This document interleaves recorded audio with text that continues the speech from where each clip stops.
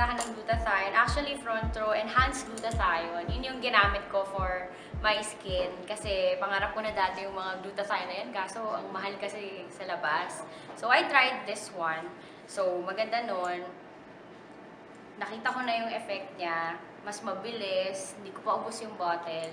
Pansin na agad ng mga friends ko. So, ngayon, up to now, continuous pa din. For 1 year and a half, ito yung resulta.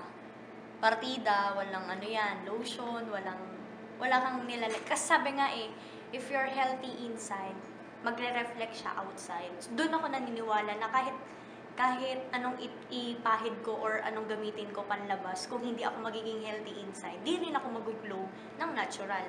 So, tinake ko siya at until now, ginagamit ko pa rin siya. User ako ng Lux White. I've been taking it for around 6 months na, pero nag-stop na ako. Tinake ko yung 6 months na yun, last year pa. And what happened is, medyo nagstay sa akin yung pagkaputi niya. So, meron ako dito, ito siya. Nakakayaman.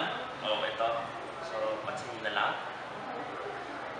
So, yun siya. Yung Lux White kasi natin, it has vitamin C na. So, ang ginawa ko na lang, nag-take ako ng another grape seed para mas mag-effect siya sa akin. Diba? So, actually 5 days ko pala siyang ginagamit. Pero still, tingnan nyo naman yung, diba? So, tingnan nyo naman.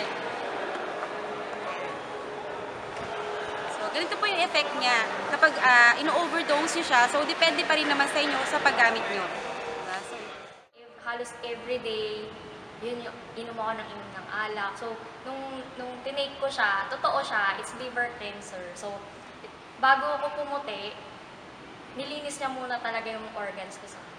At the same time, di ba, yun, kitang-kita naman, nakakawala din siya ng pimples. Kasi nung nag-aaral ako, pinipimple ako kasi sobrang stress. Yun, nawala rin siya. At the same time, lalo sa panahon ngayon, medyo, di ba, mahilig tayo mag-computer. Facebook, inabot ka ng umaga, madaling araw. So, medyo naayos din yung sa panlabo ng mata. So every time, every now and then, pag may hangover, yun, I take it para talaga the next day, nakakapag-work ako ng maayos, kahit maaga ako gumising, kahit late na ako umuwi kagabihan, pero kaya akong gumising ng mas maaga nang wala akong hangover or walang, kumbaga, ang linis-linis ng pakiramdam.